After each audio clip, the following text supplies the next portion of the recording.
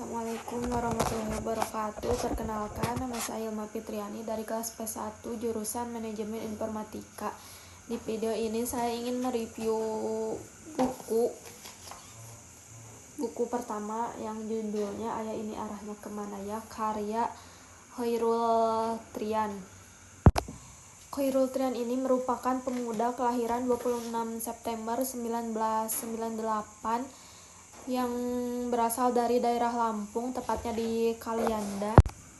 Dan beliau ini merupakan salah satu siswa dari Universitas Islam Negeri di Lampung. Beliau ini tidak memiliki latar belakang jurusan sastra atau bahasa, tapi beliau sudah bisa menciptakan 5 buku. Sudah bisa meliris 5 buku, dan salah satu bukunya yaitu ini yang berjudul Ayah Ini Arahnya Kemana Ya. Buku ini diterbitkan oleh Gradia Media Tama dan diterbitkan pada tahun 2024. Resmi diterbitkannya pada 15 Oktober 2024 dan alasan kenapa beliau menciptakan buku-buku tersebut yaitu dari kisah pribadinya sendiri, karena beliau tidak bisa menceritakan kepada orang lain dan lebih memilih untuk menuliskan di dalam karya-karyanya. Beliau ini mengumpulkan tulisan-tulisannya mulai dari 2018 hingga 2021 dan bisa diproses pada 2022. Dan sampai saat ini beliau sudah meliris 5 buku. Salah satunya yaitu ini yang akan saya review. Buku ini menceritakan tentang seorang anak yang kehilangan sosok ayah dan merasa kehilangan arah dalam hidup. Dan buku ini mengeksplorasi perasaan kehilangan, kesepian, dan kebingungan yang dialami tokoh utama setelah kepergian ayahnya.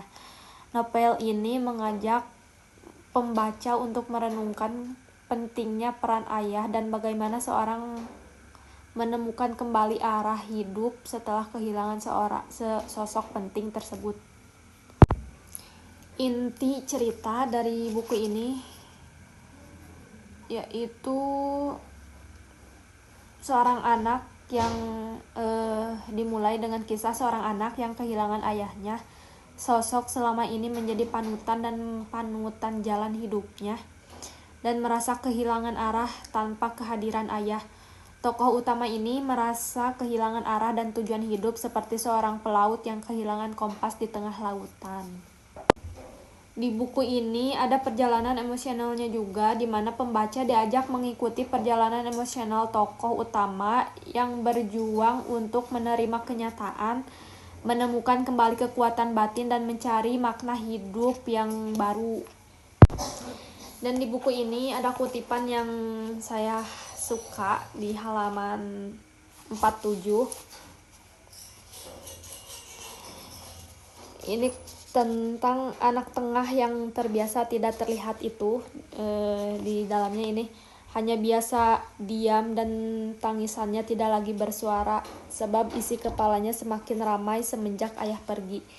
Ia mengembara di atas pikirannya sendiri tentang banyaknya pilihan yang harus ditentukan sendiri. Semua menjadi semakin sepi dan kosong, sisa diri sendiri yang selalu bertanya kepada langit-langit kamarnya, "Ayah, ini arahnya kemana ya?" Pesan moral dari buku ini juga tidak hanya menyentuh sisi emosional, tetapi juga memberikan pesan positif tentang pentingnya keluarga, penerimaan, dan kekuatan diri untuk bangkit setelah mengalami kehilangan.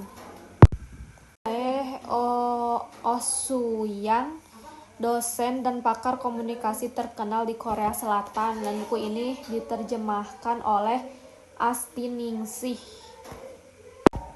dan diterbitkan pertama kali oleh penerbit Buana Ilmu Populer kelompok Gramedia.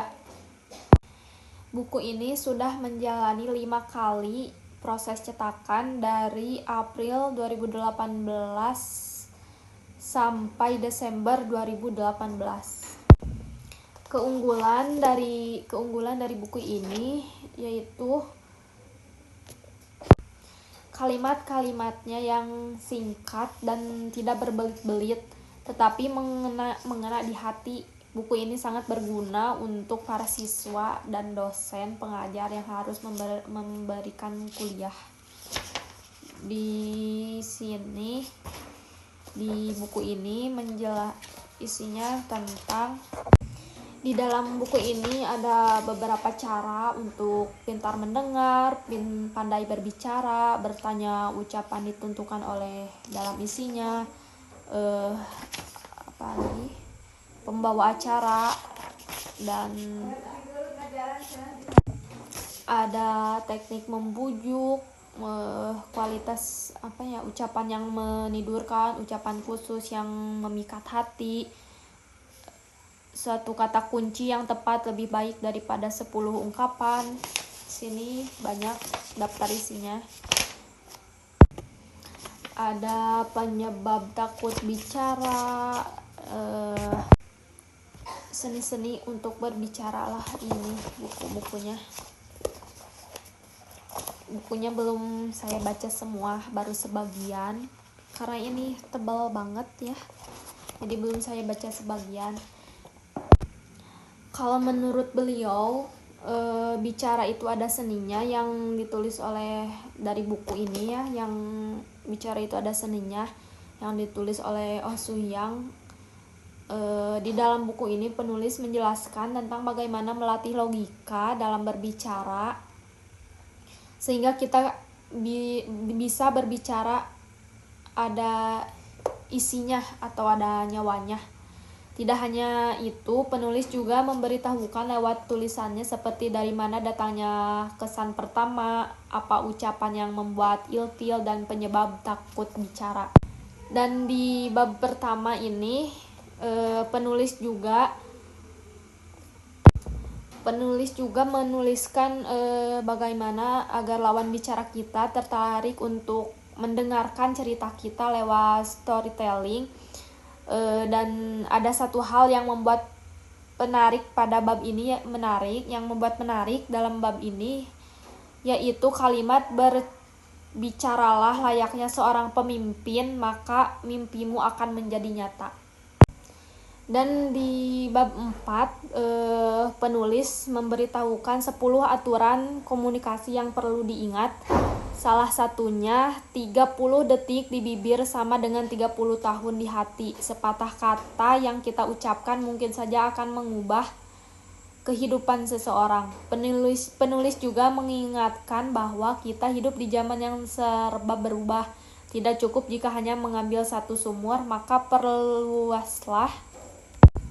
Dan di dalam bab terakhir, penulis juga memberikan 3 cara mudah mengolah suara. Buku ini ditulis agar pembicara mengerti bagaimana teknik berbicara dengan benar, dan melalui buku ini pembaca dapat belajar dari pengalaman orang-orang yang sudah sukses mengimplementasikan komunikasi dengan cara masing-masing. Itu review dari kedua buku ini. Kurang lebihnya mohon maaf. Assalamualaikum warahmatullahi wabarakatuh.